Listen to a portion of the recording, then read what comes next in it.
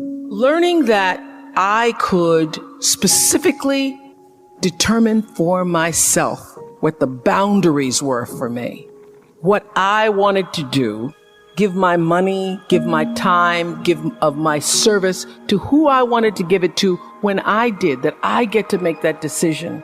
And just because you get 100 requests a week doesn't mean you have to try to fulfill all of that. Just because you have all of these demands on your time and on you doesn't mean that you have to say yes. You get to decide because you're the master of your fate, the captain of your soul, as William Ernest Henley said in Invictus.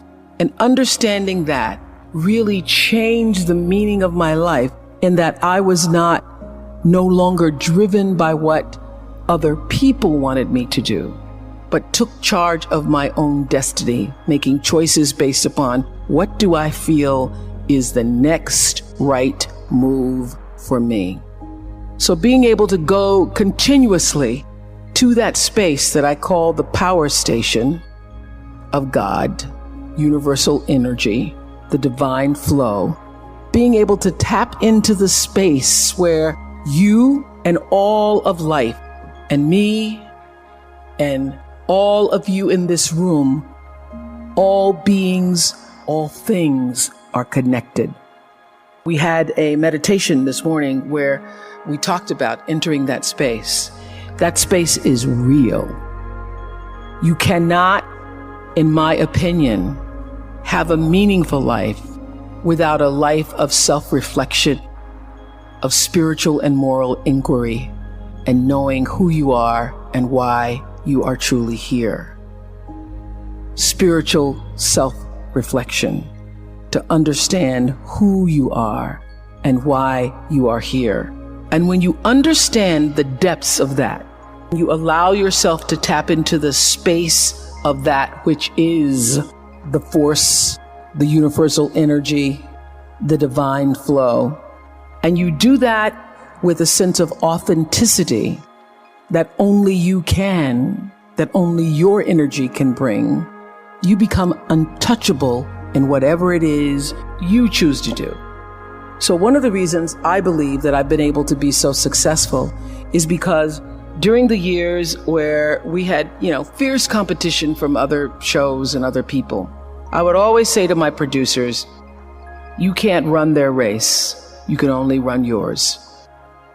And you really can only run what you're doing. You can't even worry about your own fellow producers. You can only run your own race. That lesson that Glinda the Good Witch gives to the Wicked Witch of the West when she says, go away, you have no power here. That's a powerful lesson, because I have seen over the years in so many interviews and even in my real life experiences, people losing their power because you're giving your power to other people. You lose your power when you try to take control of somebody else's energy, because you have no power in any energy field other than that which is your own. And your real job in life is to figure out, how do you master your field? How do you do that? By consistently choosing love, by living in the space of gratitude, and knowing that that power that you feel from time to time comes from a source that is greater than yourself, because nobody gets out of here alone.